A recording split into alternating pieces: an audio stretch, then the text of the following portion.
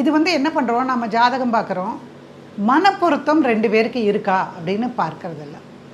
Weather he is having any relationship இது யாருக்குமே தெரியாது. அவங்க பாட்டுக்கு பேச்சுலராக இருக்கிற வரைக்கும் அப்படியே சுற்றுறாங்க. இவங்க என்ன பார்க்குறாங்க, பரவாயில்ல பையன் நல்லா இருக்கான், அவனுக்கு ஒரு நல்ல வேலையெல்லாம் இருக்குது, நல்ல வீடு சொந்த வீடு வச்சுருக்குறாங்க, சரி நம்ம பொண்ணை கொடுத்தா நல்லா இருப்பா அப்படின்னு நினச்சி தான் இவ்வளோ போட்டு செய்கிறாங்க.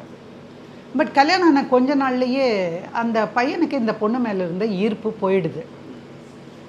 அப்புறம் தான் மெல்ல மெல்ல தெரியுது அந்த பையன் வந்து கொஞ்சம் பெண்கள் விஷயத்தில் வீக்கான ஆள்.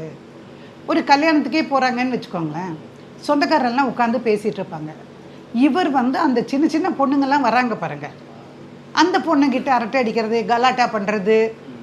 அவங்களே டைனிங் டேபிளில் உட்காந்து சாப்பிட்டுட்டு இருந்தாங்க ஹால்லன்னா, எல்லோரும் கல்யாணத்தில் ஒரு பந்தி விருந்து இருக்கும், அங்கே போய் சாப்பிட்றோன்னு வச்சுக்கோங்களேன், அந்த பொண்ணுங்களாக இருக்கிற இடத்துலையா போய் உட்காந்துக்கிட்டு அவரே ஒரு பக்கெட்டை எடுத்து அது சர்வ் பண்ணுற மாதிரி ஜொல்லு, சரியான ஜொல்லு சார் இது.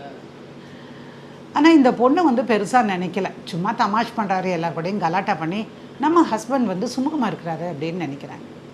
அப்புறம் திடீர்னு ஒரு நாள் அவங்க அப்பா பார்த்துட்டு,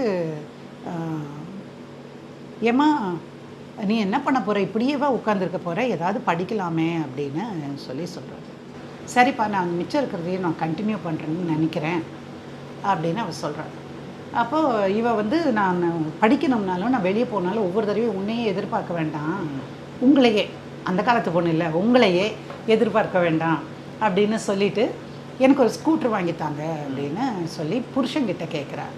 ஏன் உங்கள் அப்பாட்ட போய் வாங்கிட்டு வா அப்படின்னு சொல்கிறாப்புல.